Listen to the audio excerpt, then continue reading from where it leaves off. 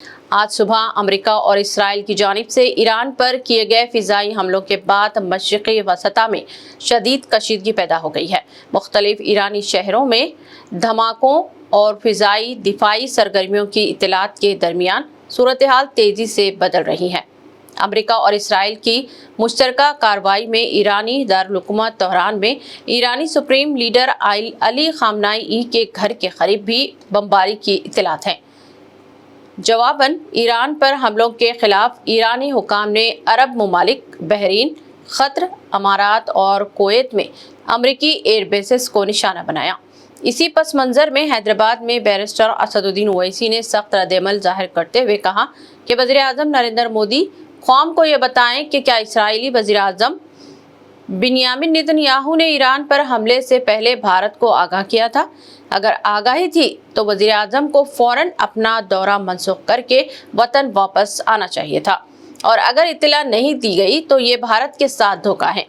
Barrister Owaisi ने इल्ज़ाम लगाया कि इसराइल ने वज़ीर-ए-आज़म के दौरे को इस्तेमाल करते हुए ईरान पर हमला किया है और गाज़ा में फ़लस्तीनियों की हलाकतों से तवज्जो हटाने की कोशिश की, जिससे दुनिया को यह पैगाम गया कि भारत इसराइल के साथ खड़ा है। उन्होंने खलीजी ममालिक में मुकीम 1 करोड़ भारतीय शहरियों की सलामती पर भी तशवीश जाहिर करते हुए मुतालबा किया कि ईरान में मौजूद 50,000 और इसराइल में मौजूद 10,000 भारतीयों की फौरी और महफूज वापसी को यकीनी बनाया जाए, और खबरदार किया कि इस बहरान से भारत को तवील अरसे की गैर जानिबदार खारजा पॉलिसी पर सवालिया निशान लग रहा है। देखिए, सबसे बड़ी बात यह है कि देश के प्रधानमंत्री वज़ीर आज़म का जो इज़राइल का दौरा था वो बड़ा अनटाइमली था, और वज़ीर आज़म नरेंद्र मोदी को अपने एडवाइज़र से सवाल करना चाहिए कि क्या ये सही वक्त था इज़राइल का दौरा करने के लिए। अगर वज़ीर आज़म का एयरक्राफ्ट मिड एयर में होता और इस तरह का हमला होता तो फिर इसका ज़िम्मेदार कौन होते। और वज़ीर आज़म को, प्रधानमंत्री को देश को बताना है कि क्या नेतन्याहू ने उनको ये बताया था कि इज़राइल ईरान पर हमला करने वाला है, और अगर बताया था तो फिर वज़ीर आज़म को चाहिए था कि वो फ़ौरन, प्रधानमंत्री को चाहिए था कि फ़ौरन अपना इज़राइल का दौरा ख़त्म करके देश को वापस आते। मैं इसलिए कह रहा हूँ कि अटल बिहारी वाजपेयी 1979 में चाइना गए थे, और जब वियतनाम पर हमला हुआ अटल बिहारी वाजपेयी वापस आ गए देश को। और अगर इज़राइल ने नहीं बताया कि वो यूएस के साथ मिलकर ईरान पर हमला कर रहा है तो फिर ये तो इज़राइल ने हमको धोखा दिया। देश की 133 करोड़ जनता को इज़राइल ने भारत की धोखा दिया है, बिट्रे किया है। उन्होंने प्रधानमंत्री के विज़िट को इस्तेमाल किया है ईरान पर अपने एक वल्गर अटैक के लिए, और उन्होंने प्रधानमंत्री के विज़िट को इस्तेमाल किया है ईरान पर हमला करने के लिए, और जो जेनोसाइड उन्होंने फ़लस्तीनियों का किया है गाज़ा में उसको कवर अप करने के लिए। और तीसरा, उसमें मैसेज ये जाएगा कि भारत ईरान के साथ नहीं खड़ा है, भारत इज़राइल के साथ खड़ा है। और भारत को क्या हासिल हो रहा है इस हमले से, बताइए। कुछ फ़ायदा हुआ भारत को इस हमले से? छठी बात यह है कि 10 मिलियन भारत के नागरिक गल्फ़ कंट्रीज़ में रहते हैं, 10 मिलियन। उस देश के आम नागरिक पर क्या मैसेज जाएगा कि प्रधानमंत्री मोदी के विज़िट के ख़त्म होने के फ़ौरन बाद इज़राइल ने ईरान पर हमला किया। अब आप देखिए, बहरीन में हमला हो गया, क़तर में हमला हो गया, हाँ, सऊदी अरेबिया पे हमला हो सकता है। तो ये वहाँ की जनता को हम क्या पैगाम दे रहे हैं? हम तो हमेशा न्यूट्रल थे। देश के प्रधानमंत्री को और बीजेपी को समझना चाहिए कि हमारी 80 साल की जो लेगेसी थी कि हम न्यूट्रल थे इस मामले में, आज उसका क्या हो गया बताइए।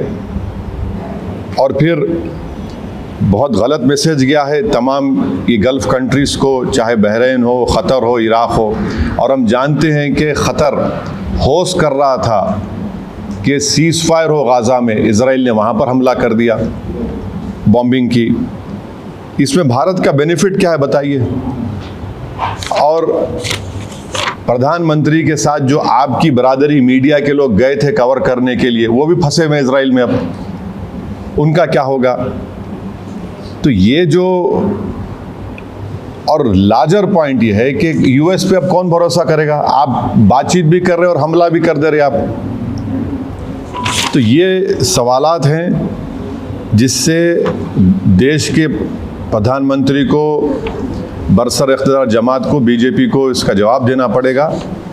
और बड़ी अफसोस की बात है कि प्रधानमंत्री इजराइल को चले गए, फिर उनको वहाँ पर एक उनकी नेसेट में, पार्लियामेंट में एक अवार्ड भी दे दिया गया, और प्रधानमंत्री के वज़ीर आज़म की मौजूदगी में वहाँ के अपोजिशन ने वॉकआउट भी कर दिया। इजराइल ने नरेंद्र मोदी के इस विज़िट को इस्तेमाल किया हमला करने के लिए और दुनिया को बताने के लिए कि भारत उनके साथ खड़ा हुआ है, बल्कि ये बेट्रेयल है। हम पूछना चाह रहे हैं बीजेपी और देश के प्रधानमंत्री और उनके सरकार से कि क्या नेतन्याहू ने हमको बताया था प्रधानमंत्री को? अरे बताया तो प्रधानमंत्री को निकल के आ जाना चाहिए, जिस तरह वाजपेयी ने किया था 79 में। और अगर नहीं बताया तो फिर इजराइल ने इस्तेमाल किया हम लोगों को। ये बड़ी तकलीफ दह बात है। तो ये मुझे अब तक इसी पर यही कहना है।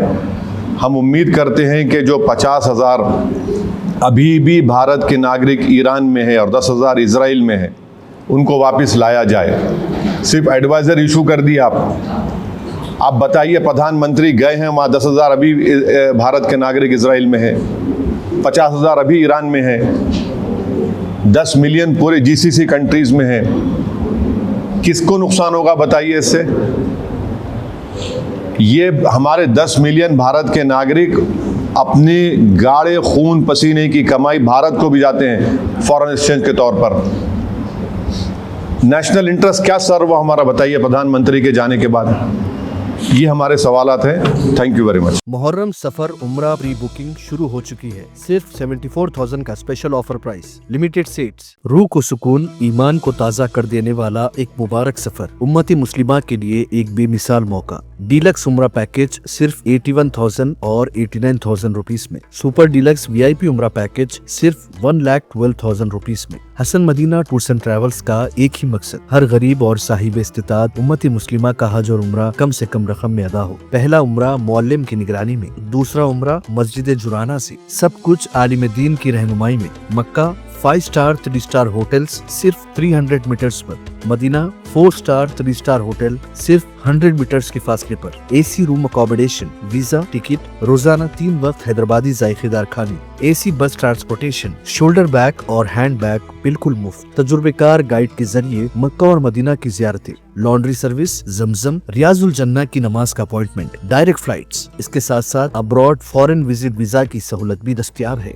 UK student visa, best university success guarantee, foreign visit visa की फास्ट सर्विस अवेलेबल है। लैंड पैकेज और clock tower, Hilton Umrah individual package भी दस्तयाब है। एक जरूरी ऐलान, Hajj 2026 shifting packages 30 days 5,50,000 rupees में। बुकिंग जारी है। विजिट करें Hasan Madina tours and travels, Ballaguda beside Marvel palace, Subhan colony, Hyderabad. First branch office Begumpet old airport road near KIMS hospital, Hyderabad. Second branch office pillar number 213 NQ plaza beside Madrasa Faizul Quran, happy homes colony road, Rajendra Nagar, Hyderabad.